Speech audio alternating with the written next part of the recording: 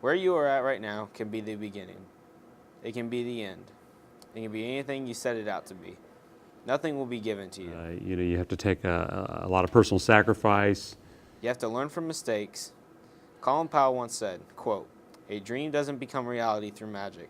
It takes sweat, determination, and hard work." If you want to be a great broadcaster, you have to find time to get comfortable in front of this mic and know exactly how to deliver to a mic. So do that. Show the world why you are here. Why are you going to make that difference? And give everything you got. I'm Dave Calabro, sports director at Channel 13. I've been the sports director at Channel 13 before y'all were born. And we wanted to ask, how long have you been here at WTHR or just anything around like any of the news fields? Can't you tell by the wrinkles on my face? No, I've been here 21 years at Channel 13. I was in Dayton, Ohio for 5 years. I worked in Fort Wayne a year for that. So I've been doing this for, 27 years maybe? Long time. Yeah, it is a long time. Yeah. I've been at Channel 13 for 4 years, so I've worked with Dave for 4 years. Working with him is great.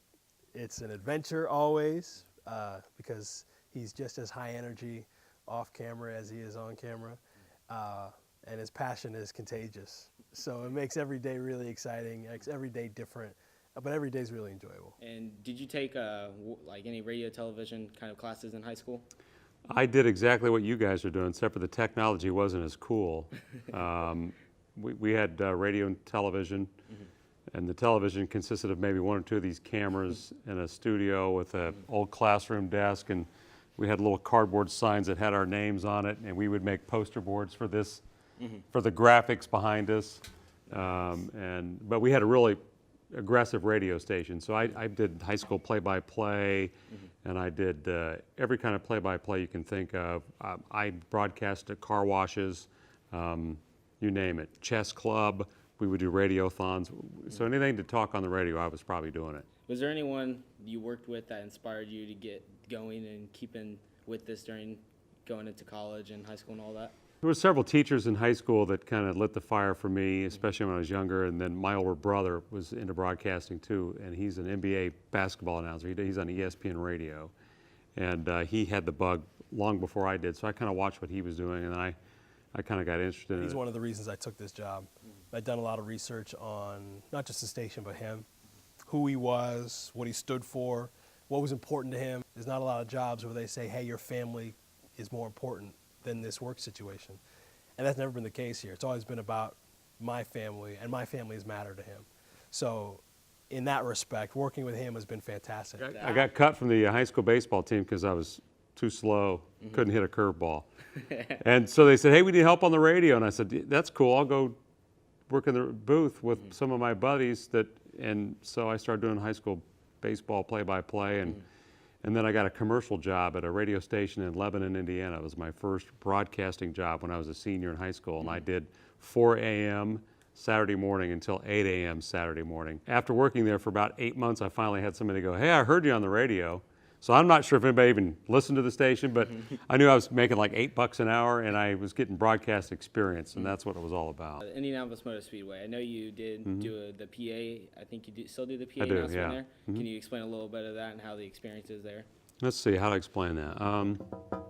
When I was at Ben Davis, part of our radio program, after school we'd go out to the track and do live reports from Gasoline Alley at the Indianapolis Motor Speedway, and I really fell in love with that. When I was a kid in elementary school, I used to hear the race cars going around because I lived in that area, and I got real enamored by it. So I was always kind of looking for a way to get my foot in the door out there, and I interned at Channel 6 with a guy named Tom Carnegie. Your older family members would know who this guy is. He was a broadcaster for 60 years in Indianapolis. The movie Hoosiers, he's involved in that movie. He was one of the original broadcasters in the state of Indiana, one of the first guys who ever did television. And he took me under his wing, and I worked for him. So I've been working at the track since 1985. Explain like a big event that you've done here at WTHR the past few years that you've been here that's really just like big you always event. talk about. Well, that's what's crazy about my job. We're always doing something wacky. Right now I'm in the middle of preparing to go to Russia for the Olympics for 4 weeks. But that's what's really cool about our business. You get to do so many incredibly neat things. I've been around the world. I've done 7 Olympics, I think. And I've been to about 5 or 6 Super Bowls and the World Series. And so that's what's probably the neat part about our job. We've done so much fun stuff together. From a work standpoint, I mean, Super Bowls, 2 Butler national championship games. Calabro, I sat next to him courtside. You were sitting there poking, like, are you kidding me? Can you believe this kind of stuff?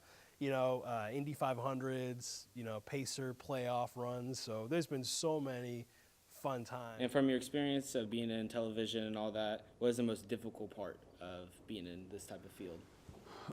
Most difficult part is probably the personal sacrifice that people don't see. Everybody sees me at really cool sporting events. Well, I've probably been to more Whiteland football games on a Friday night than I went to my own kids' games. It's a different kind of lifestyle because our hours are so crazy. And people go, wow, that's a really cool life, but that breaks you away from your family. There's a lot of personal sacrifice for my wife and my kids when I'm off doing these big events.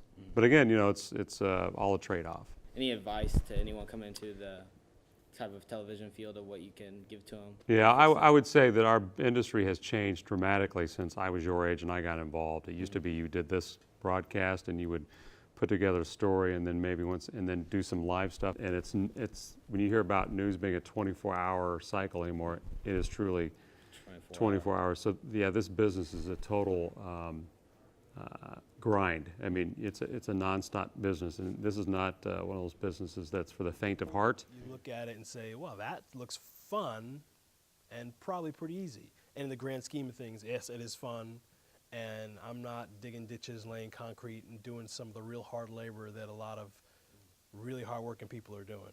And so, yeah, but there's also a significant commitment. And it's a lot like playing sports. I always tell people that that's what's fun about our business is that much like sports, if you want to be a great basketball player, you have to spend time on the basketball court. You got to go out there in the driveway and shoot 100 free throws a day when nobody's watching.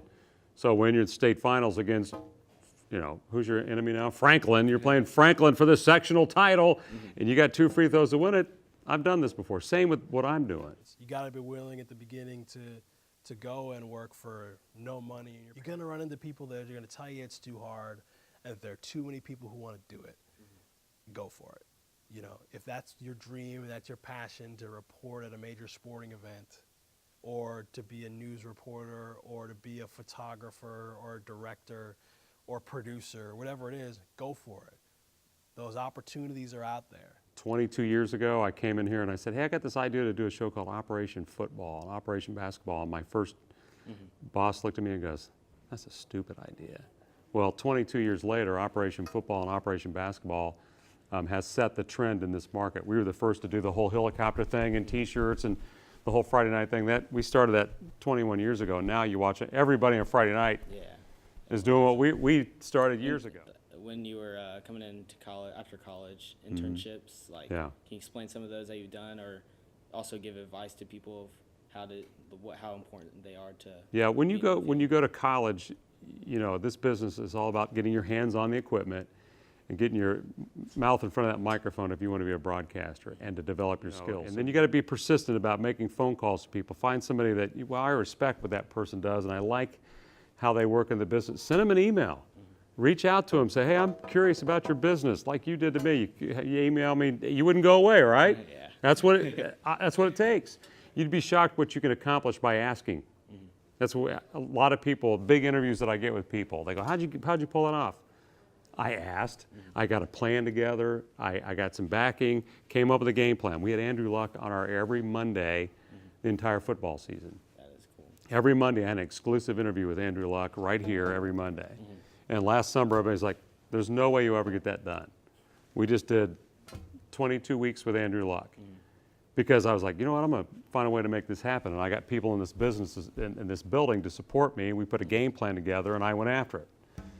And so that's what you have to do when you're young, too, is how am I going to make myself different in this business that I can land a job at a Channel 13? Understand the commitment that's required. You have to be very aggressive and hungry and type A personality and outgoing personality. But if you're willing to embrace sort of the sacrifice early, go for it. Go for it.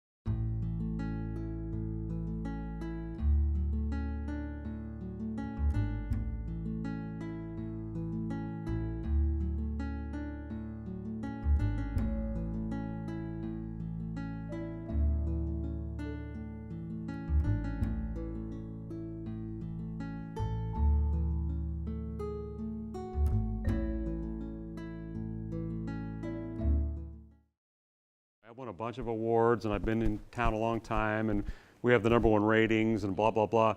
But I still walk in the door every day and go, all right, what am I going to do today to be better than the other guys down the street?